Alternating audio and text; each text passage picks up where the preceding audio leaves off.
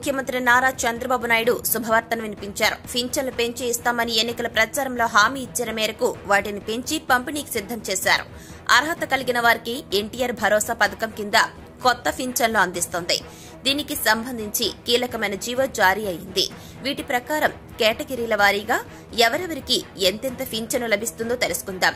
Senior సిటిజన్లకు, వితంతువులకు, fishermen, ఒంటరి మహిళ, ట్రెడిషనల్ కోబ్లర్స్, ట్రాన్స్జెండర్స్, ఏఆర్టీ, డప్ ఆర్టిస్టులు, టోనీ తప్పర్స్, చేతి వృత్తుల వారికి గతంలో నెలకు 3,000 రూపాయలు వచ్చేవి.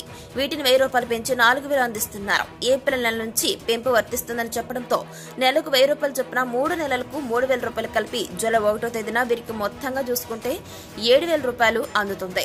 వికలాంగులు, మల్టీ డిఫార్మిటీ, లెప్రసీ వారికి గతంలో 3,000 రూపాయలు పింఛన్ రాగా కొత్త ప్రభుత్వం 6,000 రూపాయలు ఇవ్వబోతోంది. వీరికి రెట్టింపు అయ్యాయి.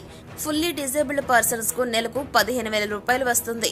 పక్షవాతం వచ్చి మంచంపై లేదంటే చక్రాల కుర్చీగా పరిమితమైన వారికి నెలకు 15,000 రూపాయల పింఛన్ లభిస్తుంది.